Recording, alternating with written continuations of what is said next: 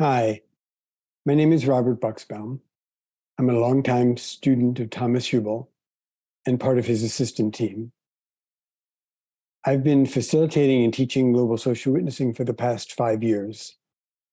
I'm co-founder of worldwitnessing.org, which is an affiliate of the Pocket Project, and I'm co-creator of the webinar series, Witnessing Me in the World and the World in Me.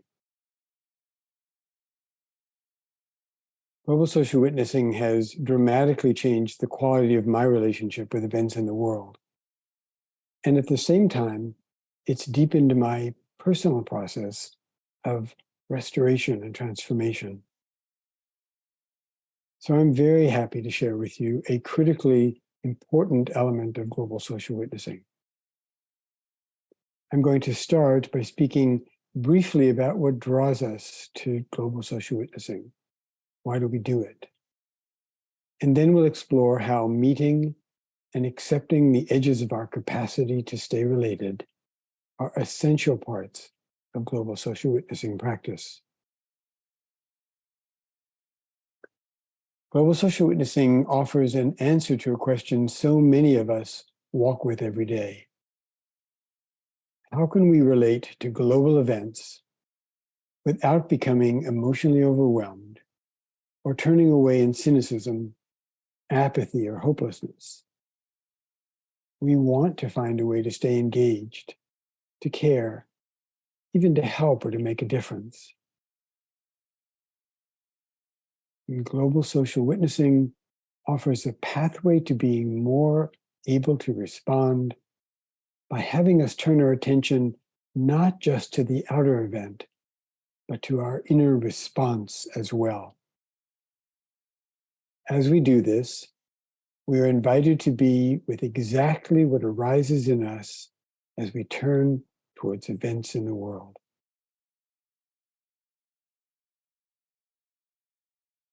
An essential aspect of this practice is a radical commitment to being with what is in each moment. No response is better than another, and everything that arises in us can serve as a pathway to deeper relatedness. The object of witnessing is not to have a particular response, but to notice and give ourselves permission to respond as we do in each moment. Doing this changes everything. So how does that work? Some events in the world we relate to more easily. Aspects of the event or of people's suffering touch us. We find an emotional resonance that doesn't overwhelm us, but allows us to have an embodied sense of the experience of people who are directly impacted by the event. And then, rather than feeling disconnected from the issue, it becomes a part of us, joined to us through our resonance. And we're able to carry it with us more in our day-to-day experience. Other events we find more challenging to witness. Rather than responding with resonance, we may notice part of our body tensing, contracting. Emotionally, we may feel numb. We may find ourselves becoming distracted or sleepy when the topic comes up. These responses may lead us to think we're not doing it right, or to criticize ourselves for not responding appropriately. Yet each of these responses is actually showing us the edge or limit of our capacity to relate to a particular global event. The pathway to becoming more related to this challenging issue is not to superimpose a response that we believe is appropriate. The responses that show us our edges are there to protect our nervous system from overwhelm. So superimposing idealized responses on top of them just produces resistance in our system, produced by our internal protectors, and it drives them further underground and makes our edges less visible and less conscious. So what are these edges? How do we relate to them? And how do they help us to create a more embodied relationship to events in the world?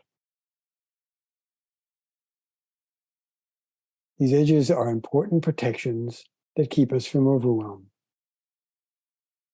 They are also signposts that help us to discover why a particular issue may be particularly challenging for us.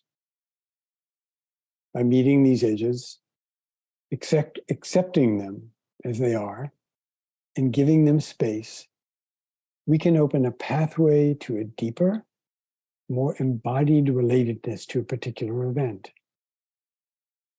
And in this way, our personal development and growth become intimately related with our growing relatedness to events in the world.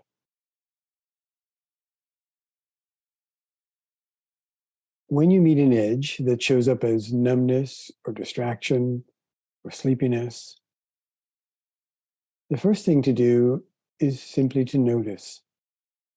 There's something about this issue that I'm not able to be present with. And rather than judging this as a problem, you can receive it as helpful information. You can accept and honor this about yourself. You can let yourself off the hook. And with this attitude, you can spend time just being with this new understanding, feeling the numbness, relaxing into the distraction or allowing the sleepiness. And you can remind yourself that neither forcing a response that's not actually alive in your body, nor judging yourself for not having the response your mind says you should. Neither of these will make you more able to respond constructively to the issue. And after you've taken time to sit with the edge that you've discovered, to feel into the edge, to get to know it, after you've given this some space and some time, you can try simply softening your edge slightly. Breathe into the numbness or the tension. Adopt an attitude of acceptance toward the tiredness. And in doing so, more information may emerge about how the edge serves you, protects you. Perhaps the event in the world touches a trauma or a painful experience from your life or family history or cultural experience that was simply too overwhelming to feel when it occurred.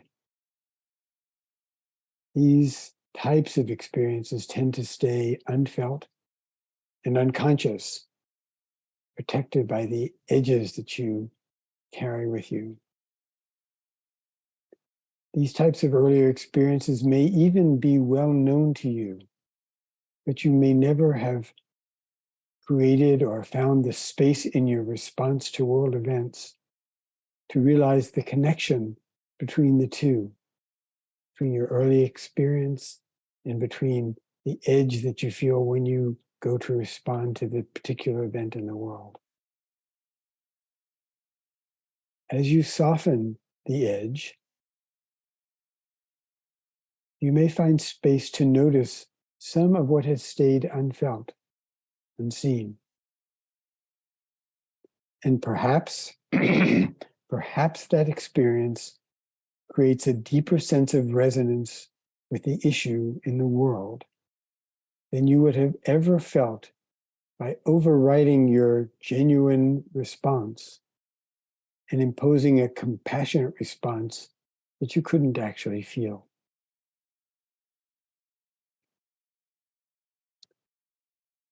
Not long ago, I was with a group that witnessed a devastating and unprecedented flood.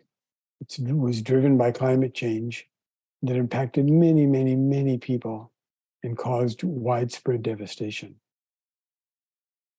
One participant in the witnessing, in particular, described feeling enormous physical tension and shutting down emotionally in response to what just seemed to be overwhelming. We had been talking about meeting our edges, just as we are here now. And she decided to simply sit with her experience of tension, physical tension, and of not feeling emotion. And after a while, she noticed the edginess in her begin to soften. And she found herself recalling being criticized in childhood for being too emotional, for always being flooded with tears. The connection between the flooding with tears and the flooding that she was trying to witness. This suddenly became apparent to her, and it caused her nervous system to relax noticeably. Sitting with her edge and allowing it to soften had unlocked a painful memory, and returning that memory to conscious awareness reopened a door to her natural, compassionate response. She was able to feel some of the grief in her response to the reality of climate change and the enormous suffering the flood had produced. When she shared this connection with the group, it also had a tremendous impact on the experience of the group as well.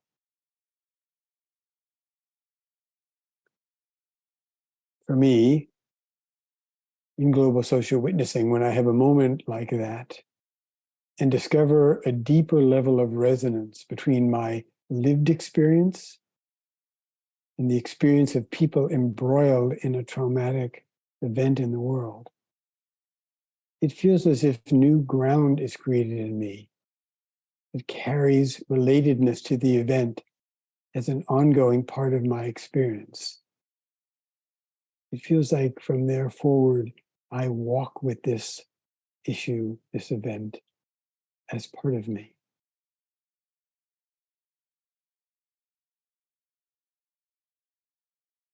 So I hope this has given you a better sense of the role that meeting our edges, our limitations to our ability to be related, plays in global social witnessing.